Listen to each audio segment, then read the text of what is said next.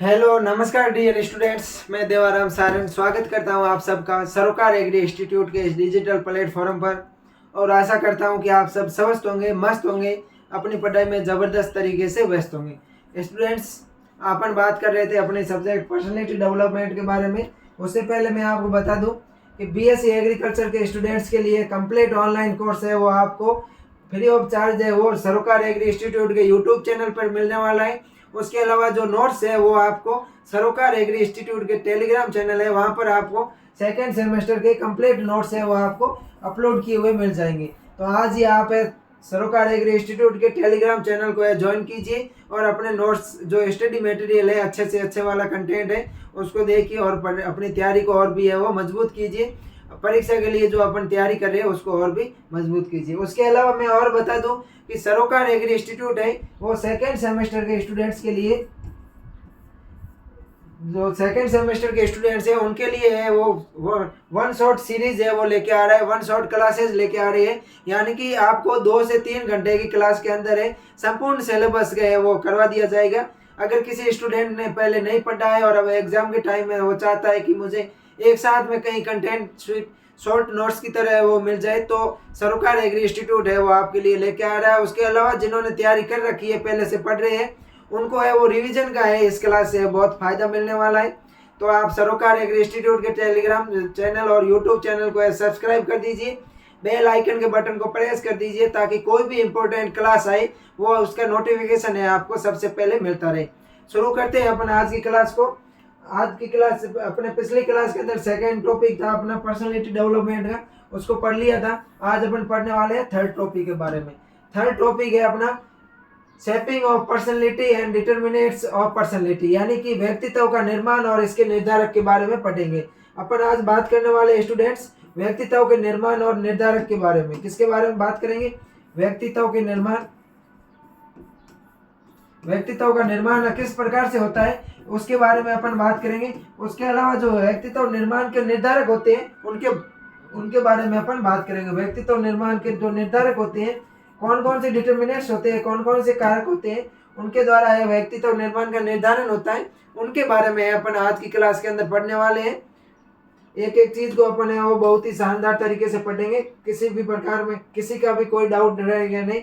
बात करते हैं व्यक्तित्व क्या है, कि व्यक्तित्व क्या है। तो व्यक्तित्व उन विशिष्ट गुणों, व्यवहार, विचार, भावनाओं का समूह है जो किसी व्यक्ति को अन्य लोगों से वो अलग बनाते हैं।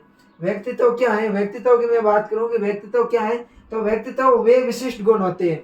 व्यक्तित्व क्या होते हैं? वे विशिष्ट गुण या वे विशिष्ट भाव या व्यवहार, विचार जो किसी व्यक्तियों को, एक व्यक्ति को किसी अन्य व्यक्तियों के समूह से वो अलग बनाते हैं, उसको अपन क्या बोलते हैं?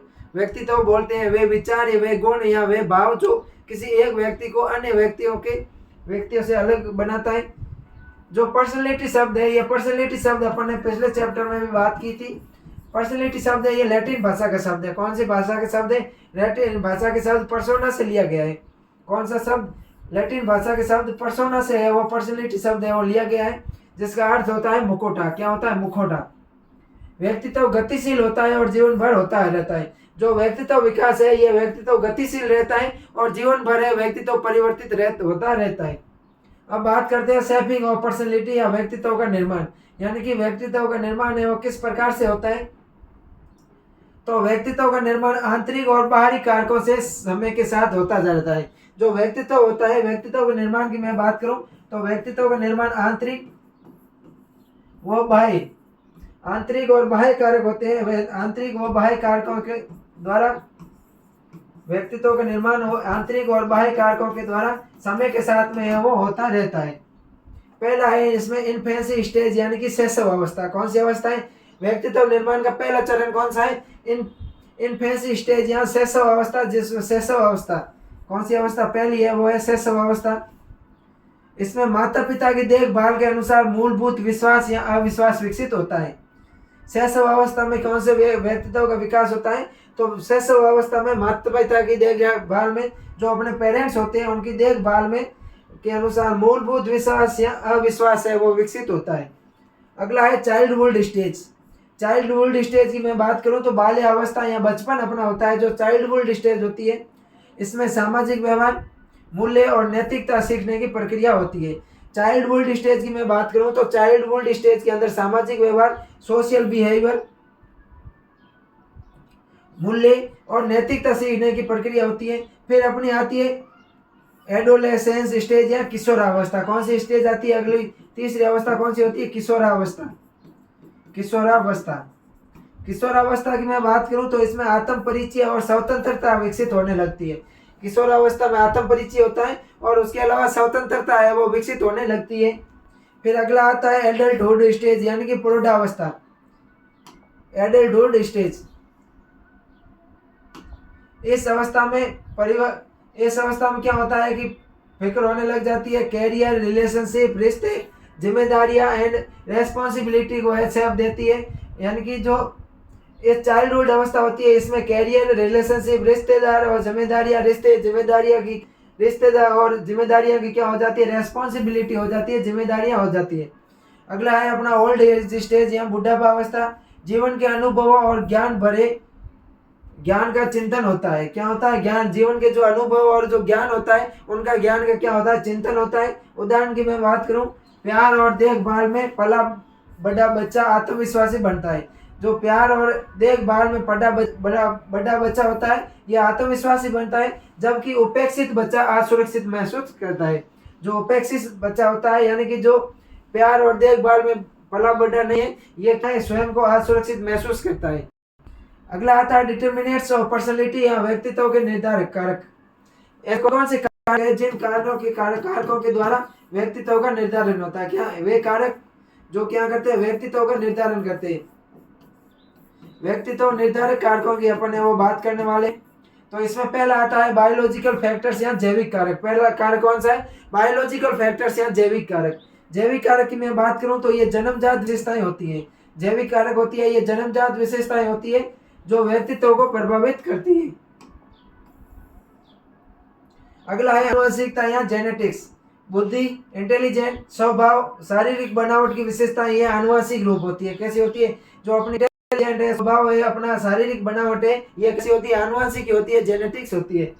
उसके अलावा आता है नर्वस सिस्टम या तंत्रिका तंत्र। तंत्रिका तंत्र की मैं बात करूं तो ये प्रतिक्रिया की गति और भावनात्मक स्थिरता को निर्धारित करती है। तो जो अपना नर्वस सिस्टम होता है ये प्रतिक्रिया की गति और भावनात्मक स्थिरता को है निर्धारित करती है। जैसे एंडोक्राइन ग्लैंड्स, अंतःस्रावी ग्रंथियां हैं। ये अंतःस्रावी ग्रंथियां होती है जो टेस्टोस्टेरोन और एस्ट्रोजन जैसे हार्मोन का है वो स्त्राव करती है। जो एंडोक्राइन ग्लैंड्स होती है ये टेस्टोस्टेरोन, एस्ट्रोजन हार्मोनों का स्त्राव करती है जो व्यवहार को है वो प्रभावित करता है। किसी इंसान का सख्त होना या किसी इंसान का है किसी के प्रति कठोर होना, यह भी है वो व्यवहार प्रभावित करता है। उसके अलावा मैं बात करूं हाइपोथैलेमस की। हाइपोथैलेमस के द्वारा है हार्मोनों का स्त्राव होता है, उसी के द्वारा है अपन है जो हार्मोनों के माध्यम से ये किसी भी इंसान के प्रति सख्त होता है, किसी का व्यवहार होता है वो कठोर होता है, ये सब हाइपोथैलेमस से निर्धारित करता है। कोई इंसान गुस्से स्वभाव का होता है।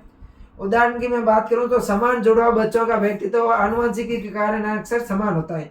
जो समान जुड़वे बच्चे होते हैं उन समान जुड़वे बच्चों की जो पर्सनैलिटी होती है, व्यवहार होता है, ये आनुवंशिकी के कारण है वो लगभग समान होता है। अगला है फिजियोलॉजिकल फैक्टर्स या मनोवैज्ञानिक कारक। फिजियोलॉजिकल फैक्टर्स की मैं बात करूं तो ये कारक व्यक्ति के विचारों, भावनाओं और व्यवहार को प्रभावित करते हैं। जो व्यक्ति के विचार, व्यक्ति की भावनाएं और व्यक्ति के व्यवहार को प्रभावित करने वाले कारक है ये कौन से है? फिजियोलॉजिकल फैक्टर्स है, मनोवैज्ञानिक कारक है। जैसे व्यक्ति अपने आसपास की दुनिया को कैसे देखता है और समझता है। उसके अलावा सीखने की मैं बात करूं, लर्निंग या अधिगम, तो अनुभव व्यक्ति के व्यवहार और प्रतिक्रियाओं को आकार देते हैं। इमोशंस की मैं बात करूं तो मनोदशा और भावनात्मक स्थिरता व्यक्तित्व की प्रभावित करती है। उसके बाद में मैं बात करूं तो मोटिवेशन और प्रेरणा भी है जो व्यक्तित्व को है वो प्रभावित करती है। लक्ष्य और महत्वाकांक्षाएं कार्यों को प्रेरित करती है। जैसे असफलता का सामना करने वाला या तो सहनशील विकसित हो सकता है या फिर असफलता का डर पाल सकता है। जो असफलता का सामना करने वाले स्टूडेंट्स होते हैं या जो व्यक्ति होते हैं या तो सहनशील विकसित कर देते हैं या पर असफलता का डर पाल सकता है। उसके बाद में है एनवायरमेंटल फैक्टर्स।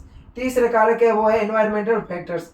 जो व्यक्तित्व को प्रभावित करने वाले या व्यक्तित्व निर्माण के निर्धारक तत्व थे, कारक थे, उनमें से पहला कारक था बायोलॉजिकल फैक्टर्स।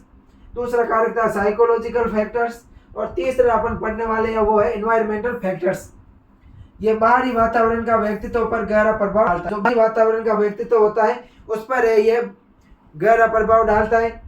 जैसे पालन पोषण की शैली, मूल्य, परवरिश प्रारंभिक व्यक्तित्व के आकार देते हैं। जो पालन पोषण शैली होती है, मूल्य होता है, परवरिश होता है, ये प्रारंभिक व्यक्तित्व को आकार देते हैं।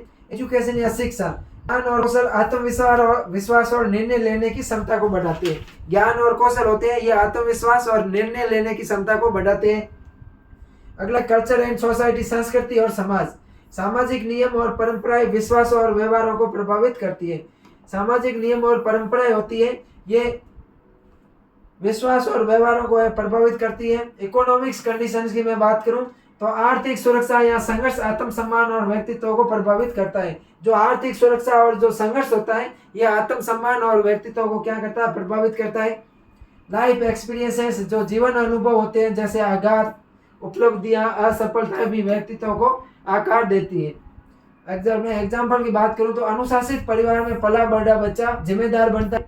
जो अनुशासित परिवार में पला बड़ा बच्चा होता है वो जिम्मेदार बनता है, जबकि उपेक्षित वातावरण में पला बड़ा बच्चा कहता होता है असुरक्षित महसूस करता है।